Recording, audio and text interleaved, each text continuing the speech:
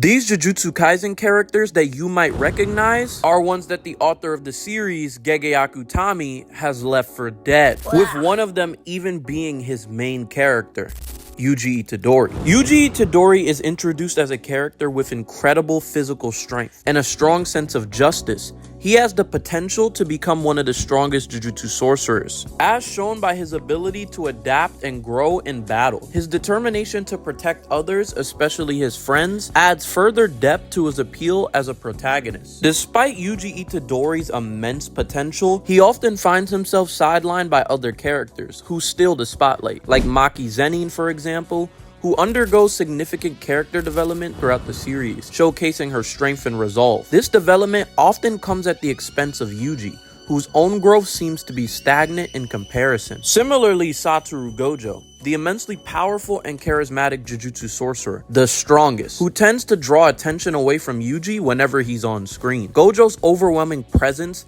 and abilities make it difficult for Yuji to shine, as fans are often more interested in Gojo's exploits than Yuji's struggles. Another prime example of this is literally when Yuji's fighting against 15-Finger Sukuna, and 15-Finger Sukuna is just ragdolling and destroying Yuji. And instead of Gege using this fight as a fueler to push Yuji to get stronger, he decides to put Maki in there and have her steal the whole spotlight from Yuji. Being sidelined by other characters has had a noticeable impact on Yuji's development. While he's had moments where he's shown growth and determination, he often feels like a secondary character when Jujutsu Kaisen is literally about him. His eternal conflict and pressure to live up to the expectations of others make him a pretty compelling character. But these aspects of his character are often overshadowed by the more dynamic arcs of characters like Maki and Gojo, and even Megumi Fushiguro, who is probably no better than Yuji in this case. One can't deny that Megumi Fushiguro is born with extraordinary talent. His Ten Shadows technique, Maharaga, is undoubtedly one of the strongest techniques in Jujutsu Kaisen. However, where the problem lies with Megumi is almost how in every intense battle he faces, he tends to rely solely on the power of Maharaga,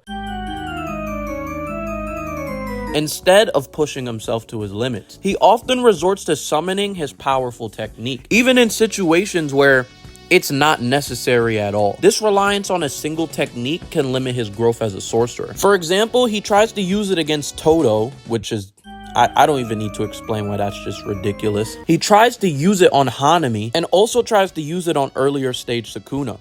And Gojo recognizes this, and he tries to kind of guide Megumi and steer him into the right direction of self-improvement. Gojo encourages Megumi to explore his own limits and envision a future version of himself that would be stronger than his current state. It's his guidance that Megumi begins to understand the importance of personal growth and honing his abilities beyond just Maharaga, which is why he's able to get domain expansion. And this connects back to Yuji. Megumi's growth is not just about his challenges. He becomes frustrated when he sees his fellow student Yuji surpassing him in strength, despite Yuji's limited experience as a sorcerer. This frustration hinders Megumi's progress and led him to overlook the true path of improvement. And a little bit after, we actually get to see Megumi do a little bit in the beginning of the Culling Games, with him guiding the sorcerers in the right direction and basically steering them towards success early on. And here, Gege's trying to reinforce that Megumi being the leader narrative due to his tactical awareness and how smart he is in battle. But then we get one of the worst fights in Jujutsu Kaisen history, being Megumi versus Reggie. That fight is terrible. But to make matters even worse, Megumi's potential is recognized by Sukuna, the legendary curse. When Megumi finally begins to push himself to his limits, Sukuna takes over his body and demonstrates the power of Megumi's techniques far more effectively than Megumi ever could. This realization leaves Megumi and all his friends grappling with the fact that even with his immense talent, he still had a lot to learn. And now he's dead.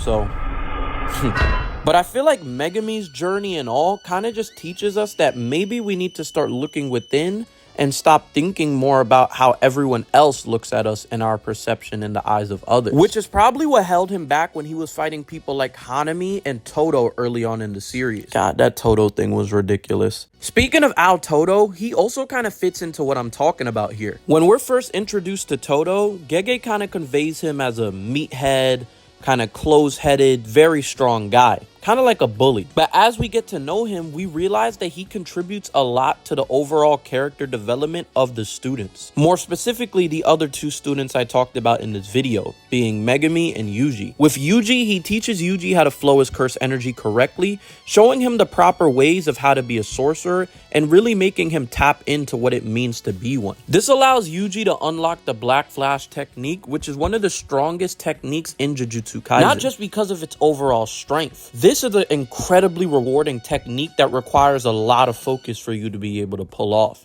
And Yuji's able to do it multiple times. I'm gonna just show it here.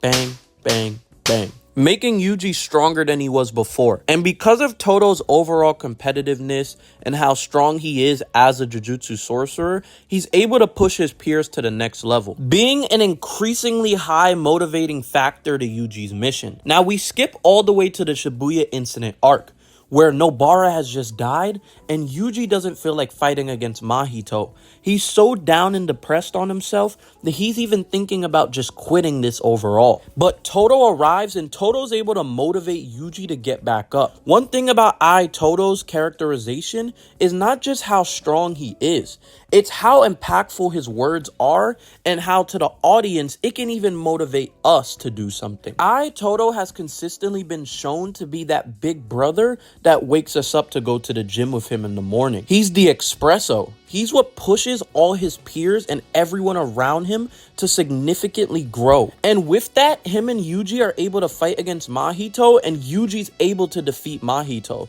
While in the process, Todo loses his arm. But it was still worth it. But this is where the problem lies. As we go into the culling games and other things like Gojo versus Sukuna, we see that there's a lack of Todo. When, to be honest, he might be more impactful than the people who are around now. To be honest, if Todo were fighting alongside Yuji now, I think it wouldn't have taken Yuji this long to actually start doing something to Sukuna. And I feel as if his overall knowledge of Jujutsu sorcery and tactical awareness could come into handy, especially when fighting someone like Sukuna. But all of these characters have been pushed to the side and all could be classified as characters with wasted potential. Yuji being sidelined for others like Maki and Gojo, Megumi being the trashiest sorcerer ever, and Todo just being pushed to the side for no reason. Also, just to get one more point in, I feel like there's a good chance Megumi's gonna come back. Same with Todo. I'm just saying that for the most part, these are characters that, if done correctly, also Yuji too, could have been much more impactful, especially because these people were introduced before people like Kusakabe, that clown, and Higuruma. Man, I don't know what Gege's doing, literally.